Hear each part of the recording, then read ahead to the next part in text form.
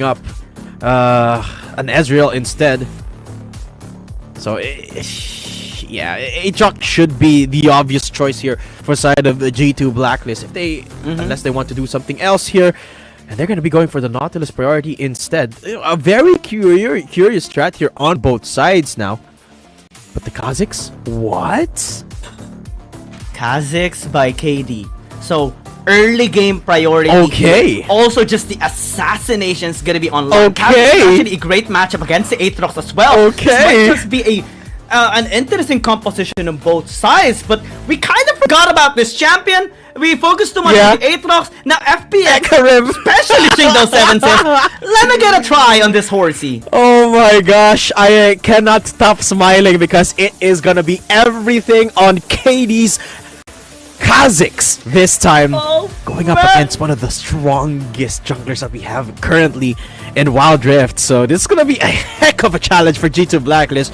But hey, if there's any team that's gonna be up for it, I'm sure it's G2 Blacklist. For one last time, they will go at each other's throats and just stick the knives in onto each other as well, threatening one last time in the early game. Back-to-back clashes in early game as well for game 1 and game 2. Well, we only have one question here, Tatum. Is that, are we going to be seeing one level 1 clash again in the mid lane?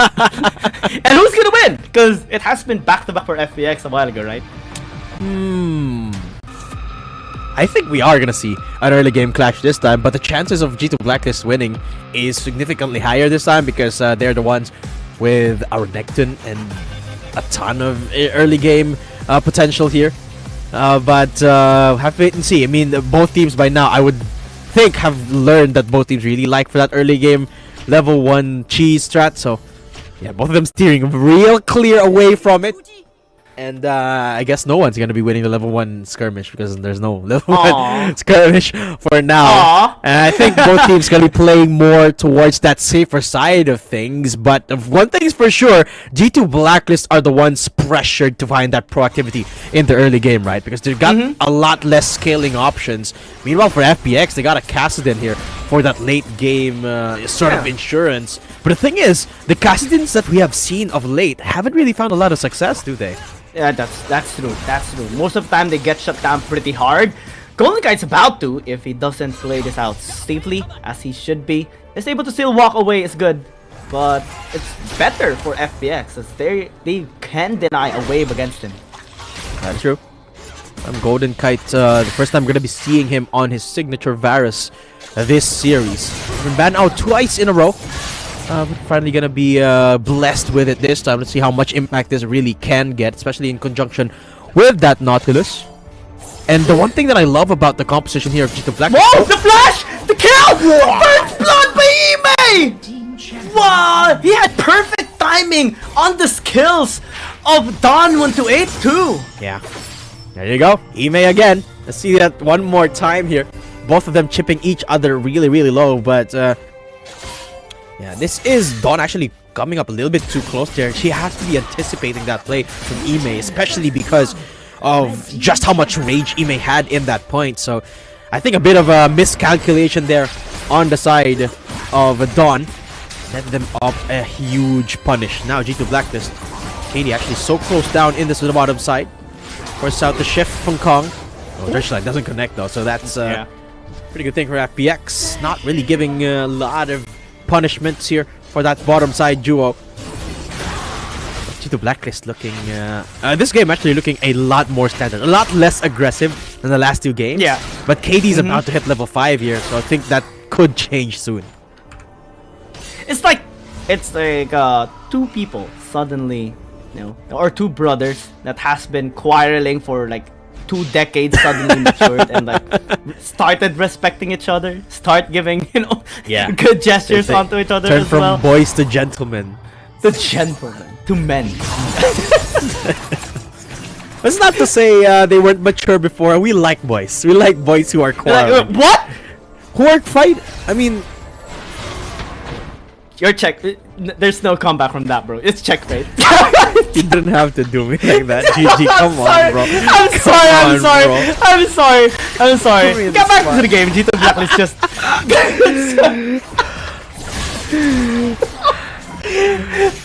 too much. Anyway. Being watched. Anyway, moving on. It's again Don and Ime fighting up against each other in that top lane skirmish, that Baron lane skirmish. What I mean to say is we like the early game skirmishes. The early game. We like seeing them getting so aggressive. Yeah. It's just like game 1. Yeah. Yes. You guys, what are you thinking, man? Your mind is a palace, and the palace should be protected. You know what? I'm gonna stop talking for 30 seconds. I'm gonna let you cast. I'm gonna let you cast for 30 seconds. I'm just kidding, of course. Guys, we like a little bit of banter here on the casting desk. But here we go, Jingdao actually finding a little bit of space towards that bottom side. KD's around the area as well. Both of the ults are up for both of the junglers. And the Horn of the Force God is available too. But it seems like neither of them really want to look for a fight. They're both resetting for the first objective, which is spawning in just a bit here. Both Rift Herald and Drake. It's going to be Mountain Dragon to spawn up. So they're going to be prioritizing that instead. But this time, only 1 kill on the board. Very uncharacteristic of these two teams to be this quiet this early. Yeah, they're just really just taking this slow. Both of them have great scaling, especially for FPX, right? They have at least 3 scaling champions. The Fiora, the Ezreal, and the Kassadin. So actually everything that's being happening right now in this game so far has been favoring FPX. Despite the first blood here of Ime in the top lane, gold lead isn't really as high as it should be by G2 Blacklist. But the only good thing here on their composition is that they have so much crowd control, to be honest. The only champion that doesn't have crowd control is possibly just the Akali and the Kazakhs. But everything else has so much potential in working for a team fight. Chao goes in with a charge, but unable to land it on anyone. Yeah.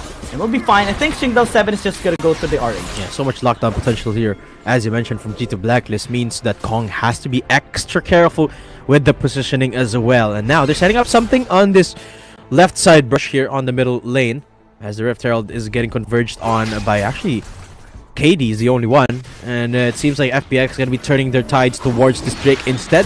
No contest to come out on either side, so it's just going to be a shake of hands to the trade of objectives.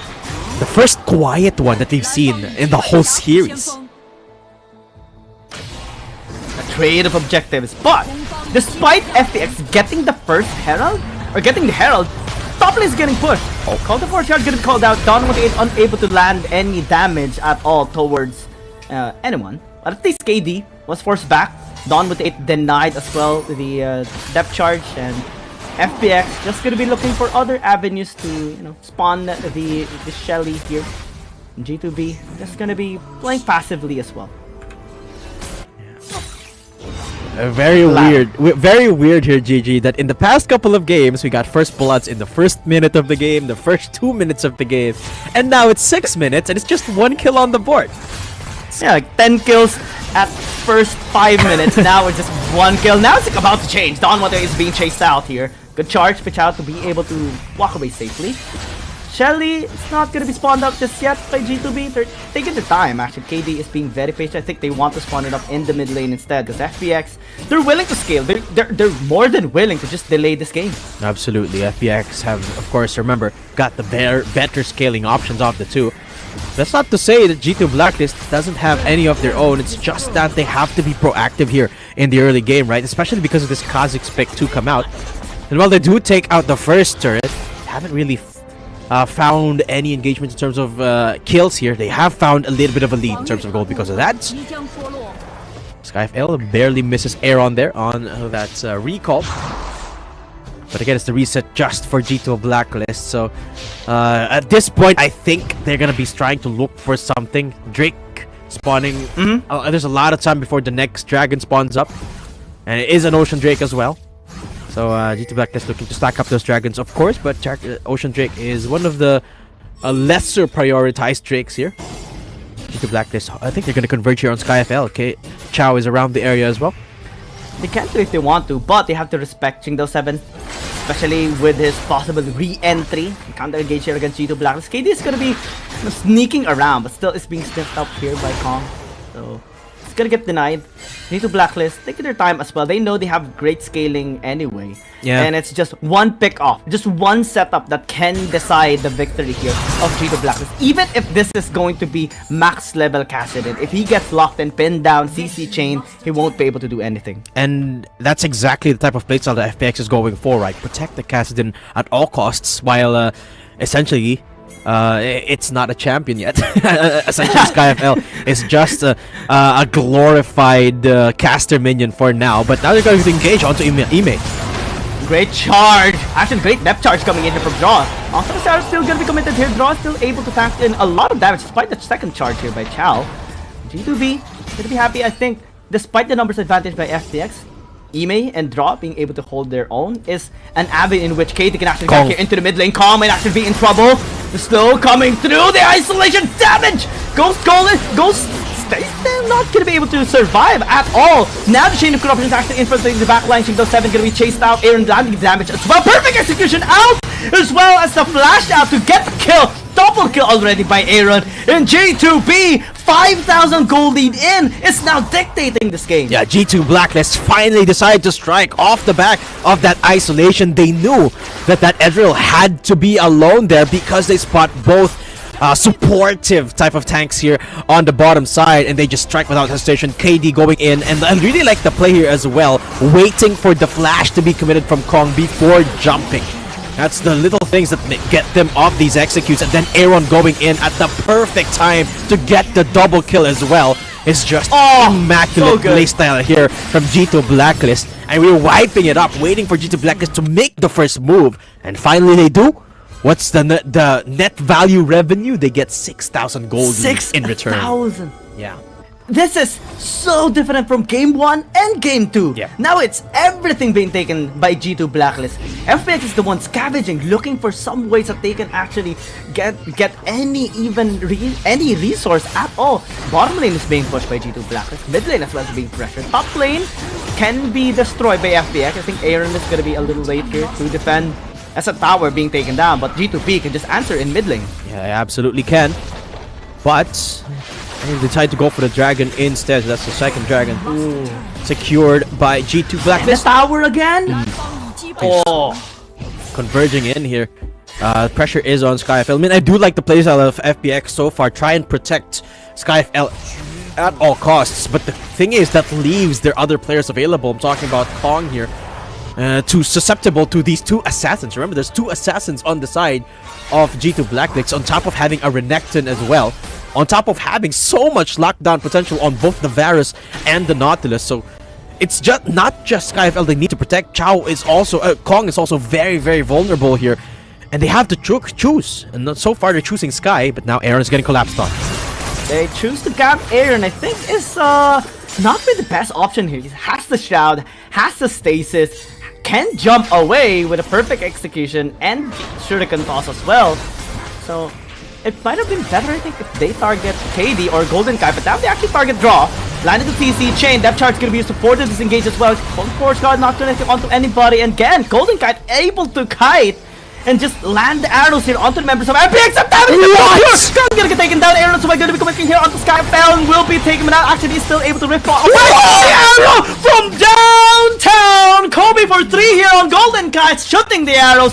Chow's gonna be next, able to charge away, but FPX loses 2 members, and Golden Kite and the rest of G2B getting everything here, even the top lane tower. And that's why you don't give Golden Kite his Varus, baby. That's the type of snipes that you're going to be able to get here from his Varus. G2 Blacklist, look at this convergence coming through from them. It's essentially a 3v4 because draw is so low until KD and Aaron go in. Look at Sky, couldn't do anything in that fight, and then the snipe down as well from Golden Kite. They are just executing out of their minds, and G2 Blacklist know when to press on, and they're pressing on right now. GG. Yeah, they're pressing on, applying pressure against FPX. And again, this is one way to redeem yourself, especially as a team. Look at 4 members of G2B ahead against FPX in terms of the gold. And it's just absolutely glorious here for G2 Blacklist right now. But again, the game is still not done. There's still massive scaling on the side of FPX. They can still redeem themselves later on, especially at the bigger objectives like the Baron, like the Elder. That has been the way for G2B to be able to bounce back in the second game. It can be done by FPX as well. Yeah, and this is still FPX we're talking about here. This is a team that is so good when it comes to these team fights, and we've yet to see a proper front to back here from their side. So maybe perhaps they get the jump onto G2 Blacklist. They will be permitted off that fight that they've been longing for, but now Horn of the Forge got used up, but the Baron take is botched here from G2. At least it was actually good here for FPX. The only goal they have is delay this game so that the other members on their side can still scale back. But 10,000 is so difficult to come back from here for FPX. We have seen this so many times already. It's so difficult. Many teams have tried and only a few is able to actually succeed. Baron getting sneaked on out here by G2 Blacklist. Xingdao about to discover this. It's down to 4,000 HP here, GG. They have to do something. Xingdao 7 spots him out. They turn, they commit. Also the challenge is gonna be used. The steal's not gonna be possible to stamina by Xingdao 7. And now G2 Blacklist is running away. FPX actually landing the damage, still able to kite away here. The A-run! Akali just so good right now, landing the damage onto FPX. Kong still able to free hit though, especially with this Ezreal. Arrow committing onto Chao, nearly take him down. But G2B, with 4 members still intact, now receiving the Baron buff is perfect for their side. Nice little decision making there from G2 Blacklist, sneaking away the Baron and then taking on the team fight head on. Let's take a look at that one more time. By the time Xingdao makes his way into the pit, the Baron was already down to 3,000 HP and there was just so much CC. I mean, it was a nice ult from him, but after that, wasn't able to get the Baron and the fight broke through. And the reason why G2 Blacklist won this fight is because they had no access at all to Golden Kite. I mean, the only bit of damage Golden Kite took was a single auto attack, I think, from Kong, and after that it was just free reign. And now G2 Blacklist have the Baron and they're getting jumped on Ime. This time Grand Challenge is gonna be used for the second time. This time it will be proc, because that was the problem in the last Baron fight. The Fiora of Dawn 128 wasn't able to proc that Grand Challenge, so the sustain wasn't there for the team. But now, 2 Dragon Stacks by G2B, still with the Baron power play, they're able to pressure down this tower in the bottom lane as well, despite the kill by FPX. In the top lane, 11,000 gold lead. FPX has a long way to go. Yeah, absolutely. And this is the problem that you kind of face when you don't necessarily have a lot of that engaged potential and your Hecarim falls behind, right? You don't have as robust of an option to start off these fights as something like a Gragas Cask or something like a Dredge line here from the Nautilus, apart from your Nautilus ult, or apart from your Ornn ult rather. And that's the problem that FPX are facing right now. By the time that they can engage these fights, they've already been dealt so much damage that they have to back off. And that's solely because of the gold deficit that they have. So they really have to wait for SkyFL to come online as the saving grace here. And thankfully for them, he's already level 13. But is it going to be there? Is it there? That's the question.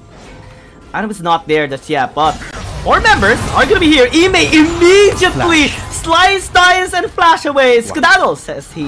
And G2B, or at least the rest of the team, are going to be here into the bottom lane as well. At least FPX able to get the tower in the bottom lane and not be killed by anyone, I think is a good sign by FPX. Yeah, I think for the most part that is a good thing for them. Would have been ideal if they got a kill at least, but still a little bit of map control towards their favor that G2 Blacklist have not answered, but that is about time that they take one turret for themselves. And now they're getting jumped.